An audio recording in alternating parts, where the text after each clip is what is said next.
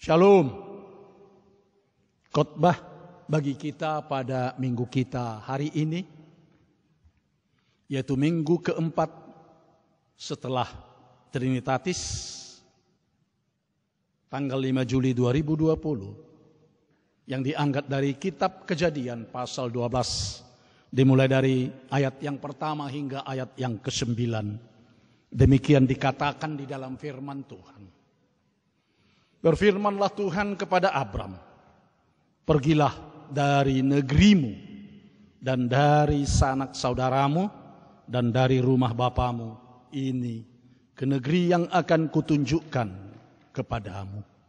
Aku akan membuat engkau menjadi bangsa yang besar dan memberkati engkau serta membuat namamu masyhur, dan engkau akan menjadi berkat. Aku akan memberkati orang-orang yang memberkati engkau dan mengutuk orang-orang yang mengutuk engkau. Dan olehmu semua kaum di muka bumi akan mendapat berkat.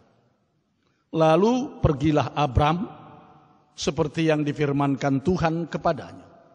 Dan Lot pun ikut bersama-sama dengan dia. Abram berumur 75 tahun ketika ia berangkat dari Haran. Abram membawa Sarai istrinya dan Lot anak saudaranya dan segala harta benda yang didapat mereka dan orang-orang yang diperoleh mereka di Haran. Mereka berangkat ke tanah Kanaan lalu sampai di situ. Abram berjalan melalui negeri itu sampai ke suatu tempat dekat Sikem, yaitu pohon tarbantin di More. Waktu itu orang Kanaan diam di negeri itu. Ketika itu Tuhan menampakkan diri kepada Abram dan berfirman, Aku akan memberikan negeri ini kepada keturunanmu. Maka didirikannya di situ mezbah bagi Tuhan yang telah menampakkan diri kepadanya. Kemudian ia pindah dari situ ke pegunungan di sebelah timur Betel. Ia memasang kemahnya dengan Betel di sebelah barat dan Ai di sebelah timur. Lalu ia mendirikan di situ mezbah bagi Tuhan dan memanggil nama Tuhan. Sesudah itu Abram berangkat dan makin jauh ia berjalan ke tanah Negeb. Hingga di sini pembacaan kita akan firman Tuhan. Saudara yang seiman dan dikasihi Tuhan kita Yesus Kristus, kita semua pasti ingin menjadi orang yang diberkati Tuhan. Kita merindukan supaya berkat Tuhan tetap tercurah ke dalam kehidupan kita. Lalu muncullah hasrat manusia untuk meraih berkat. Apa saja pun dilakukan demi menggapai berkat itu. Kemudian semua keberhasilan selalu saja diidentikan sebagai berkat Tuhan. Padahal mungkin yang digapainya itu justru dengan jalan curang atau dengan jalan culas. Bahkan jalan pintas pun dianggap pantas. Hari ini lewat sapaan Sabda Tuhan, kita diajak untuk mengerti tentang berkat Tuhan. Topik minggu kita hari ini mengatakan, diberkati untuk menjadi berkat. Melalui firman Tuhan hari ini, kita diajak untuk mengerti tentang bagaimana orang memperoleh berkat Tuhan. Pertama, kita harus beranjak dari sikap hidup lama. Saudara yang dikasihi Kristus, ketika Tuhan memanggil dan memilih Abram, usianya sudah 75 tahun. Walaupun usia Abram telah 75 tahun, namun Abram belum lagi uzur. Matanya juga belum kabur, walau uban di kepala sudah bertabur, tetapi gigi belum gugur dan pipinya juga belum kendur. Pendengaran pun belum mundur, ketampanan pun belum luntur. Ketika disuruh Tuhan untuk pergi, dia tidak mundur. Saudara yang dikasihi Kristus, ketika Tuhan akan memberkati Abram, yang pertama dilakukan Tuhan adalah menyuruh Abram pergi atau keluar atau beranjak dari keseluruhan sikap hidup lamanya. Pergilah dari negerimu dan dari sanak saudaramu dan dari rumah bapamu. Coba kita simak kalimat ini dengan alur mundur. Pergilah dari rumah bapamu. Rumah Bapa. Di rumah Bapa kitalah kita lahir dan bertumbuh.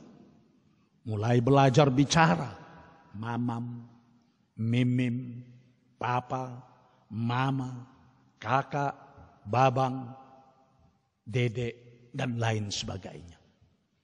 Di rumah Bapa kitalah kepribadian kita mulai dibentuk. Jika keluarga adalah keluarga yang eksklusif, maka terbentuklah kita menjadi demikian. Jika orang tua kita adalah orang yang sangar, ada dua kemungkinan akan terjadi. Jika tidak ikut menjadi orang sangar, kemungkinan akan menjadi penakut. Di rumah Bapa kitalah kita dididik. Mungkin dalam pendidikan orang tua yang otoriter menjadikan jiwa terluka atau stagnasi dalam perkembangan moral kita dan lain sebagainya lagi. Di rumah Bapa kitalah kita memulai mengenal dunia sekitar kita. Jika kita keluar dari sana dan jika kita tidak keluar dari sana, maka bisa saja pola pikir kita bagaikan katak di bawah tempurung. Oleh sebab itu kita disuruh pergi, keluar, dan beranjak dari sana. Kemudian dikatakan pergilah dari sanak saudaramu. Pada ranah sanak saudara inilah tumbuh kepribadian kita berikutnya setelah rumah Bapa. Disinilah kita mengenal opung atau opa dan oma, mengenal Bapak Uda, Bapak Tua, Namboru, Tulang, Tante, Mak Tua, dan lain sebagainya. Disinilah pertumbuhan kita mulai mengenal kaum kerabat. Bahkan di ranah ini ditanamkan kepada kita sikap kedaerahan. Antara Silindung, Humbang, Toba, Samosir, Pahae, dan lain sebagainya. Demikianlah tertanam pengkotak-kotakan atau kedaerahan dalam benak kita. Lalu muncullah faham, jangan menikah dengan boru dari Silindung, Kinjang Rohana. Hanya kepada orang tuanya saja perhatiannya, tidak ada adatnya. Atau mungkin juga daerah lainnya disebut, seperti umpamanya Humbang, Toba, Samosir, Pahae, dan lain sebagainya. Dari pemahaman-pemahaman yang demikian, kita harus keluar, pergi, dan beranjak. Supaya kita boleh menerima berkat dan bahkan boleh menjadi berkat.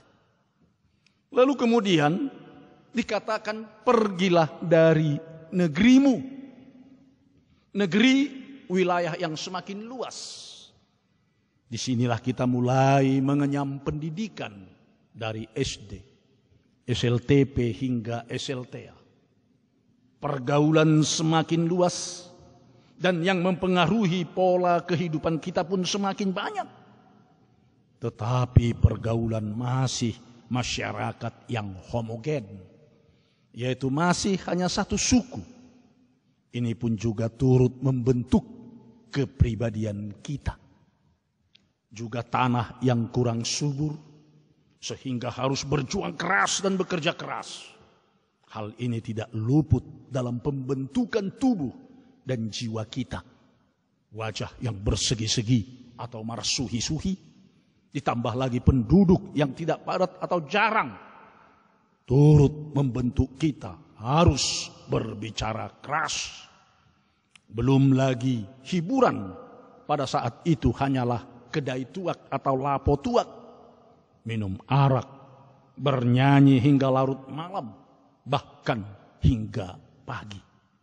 Nah, Dari semua bentuk-bentuk dan pola-pola itulah kita disuruh pergi, disuruh keluar, dan disuruh beranjak.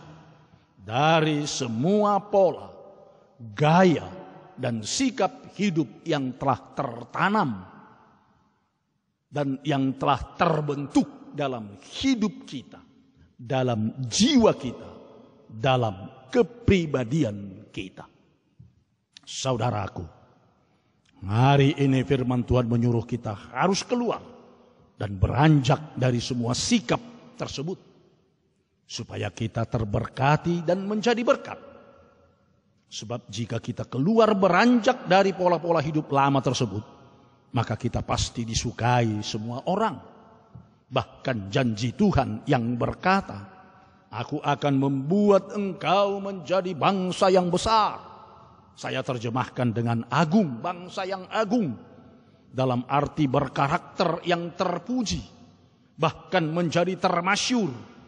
Maka Tuhan memberkati kita dan kita pun boleh menjadi berkat. Kedua, walaupun kita telah beranjak dari pola dan sikap hidup yang lama dan masuk kepada pola hidup, sikap, dan tatanan yang baru, namun kita harus ingat bahwa iman kepercayaan kita kepada Tuhan tidak boleh berubah. Apalagi iman kita beranjak daripada Tuhan kita. Dalam ayat 4 dikatakan, lalu pergilah Abram seperti yang difirmankan Tuhan kepadanya. Walau Abram harus beranjak dari kehidupan yang mengikatnya selama ini, namun Abram tidak beranjak dari iman kepercayaannya kepada Tuhan. Dia hanya memenuhi dan menuruti firman Tuhan saja. Abram tidak hanyut oleh pengaruh masyarakat sekitarnya, yaitu orang Kanaan. Walau dia berada bersama mereka, imannya tetap berpaut kepada Tuhan dan menunjukkan perilaku sebagai orang yang beriman. Demikian juga ketika kita harus hidup di tengah-tengah masyarakat yang majemuk atau pluralis. Bagaimana kita supaya tidak hanyut oleh pengaruh masyarakat di sekitar kita, baik dalam sikap maupun iman kepercayaan kita. Namun justru kita boleh menjadi teladan di tengah-tengah masyarakat tersebut, menjadi berkat. Sebagaimana ikan yang hidup di laut yang asin, namun tidak pernah tubuhnya menjadi asin. Seperti belut yang tinggal di lumpur dalam sawah, ketika keluar dari lumpur tersebut, setetes pun lumpur tidak melekat di tubuhnya. Demikian jugalah kita, agar tidak hanyut oleh pengaruh masyarakat sekitar kita dalam iman kepercayaan yang pluralis itu. Sebagaimana Abram yang tetap setia pada janji Tuhan, begitu kesetiaan kita untuk tetap utuh hanya berpaut kepada Yesus Kristus Tuhan kita. Ketiga, hidup yang beribadah.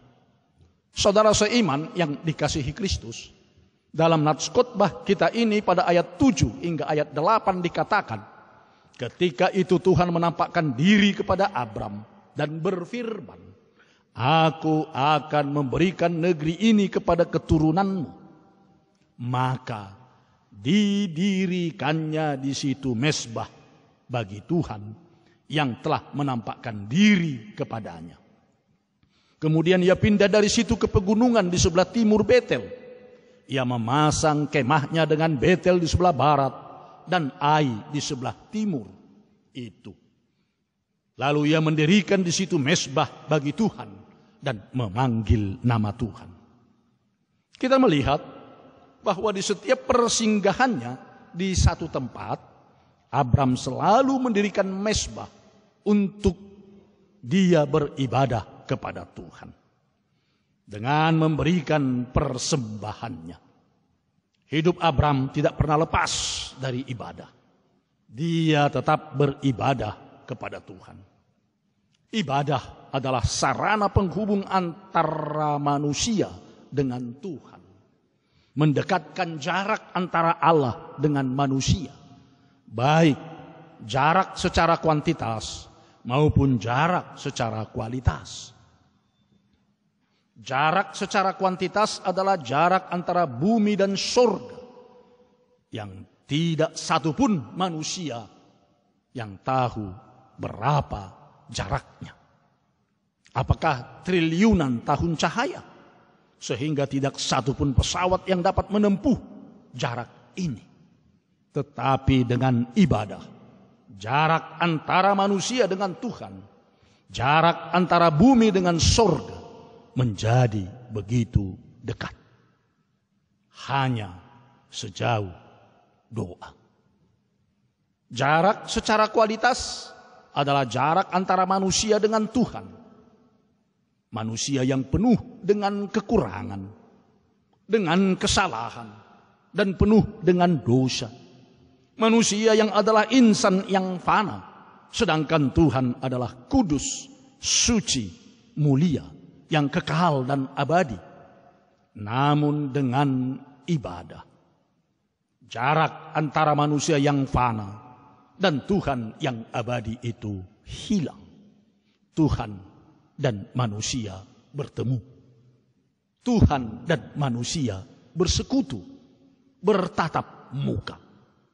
Bukankah luar biasa arti ibadah dalam hidup orang beriman? Saudaraku yang dikasihi Kristus, mari kita melatih diri untuk tetap beribadah kepada Tuhan. Ketika kita beribadah di gereja, kita melipat tangan dan menutup mata. Tetapi ibadah kita harus berlanjut dalam kehidupan sehari-hari. Dengan membuka mata, membuka tangan dan hati untuk sesama manusia. Sebab kata ibadah itu berasal dari bahasa Arab, abudah, yang artinya bekerja. Jadi di dalam kehidupan sehari-hari dan di dunia pekerjaan kita, karya dan aktivitas kita, kita juga sedang beribadah. Lakukanlah semuanya itu hanya untuk Tuhan, bukan untuk manusia. Keempat, memberi persembahan yang harum. Abram mendirikan mezbah yang pasti adalah untuk tempat memberikan persembahannya kepada Tuhan.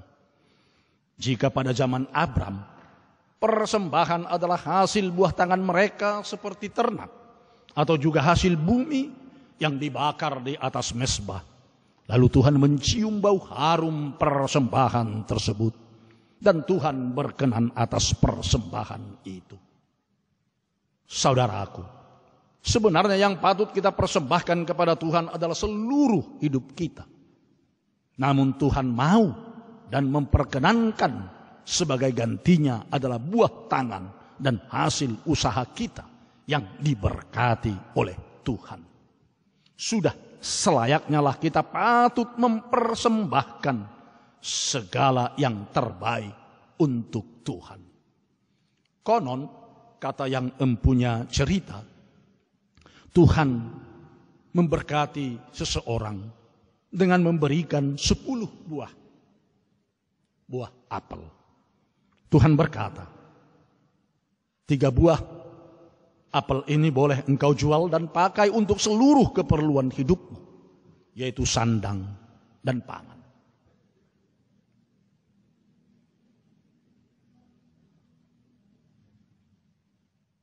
Dan 3 buah apel berikutnya engkau jual untuk keperluan rumah dan segala perlengkapannya, maupun transportasimu. Kemudian 3 buah apel yang terakhir engkau jual juga untuk pendidikan, untuk keperluan adat budaya, dan kebutuhan sosial lainnya. Dan buah apel yang tinggal 1 tersebut haruslah engkau persembahkan kepadaku. Lalu si orang tersebut melakukan seperti yang dikatakan oleh Tuhan. Apel yang hanya tinggal satu tersebut masih belum dipersembahkannya. Setiap hari dia memegang apel tersebut. Semakin lama dia matinya apel tersebut, semakin besar dia lihat apel itu. Dan semakin sayang dia terhadap apel tersebut. Lalu dia merasa rugi kalau dia mempersembahkan apel itu. Akhirnya apel tersebut dibelah lalu dimakannya. Kemudian dikumpulkan bijinya dan itulah dia persembahkan kepada Tuhan yang memberi apel tersebut. Saudara yang dikasihi Kristus, memang bukan besarnya persembahan yang menentukan besar kecilnya iman kita. Tetapi persembahan adalah salah satu buah dari berkat Tuhan yang telah kita terima dalam kehidupan kita. Dan juga termasuk adalah salah satu buah dari iman kepercayaan kita. Oleh sebab itu, saudaraku, sebagai orang yang telah menerima berkat, maka kita wajib menjadi berkat.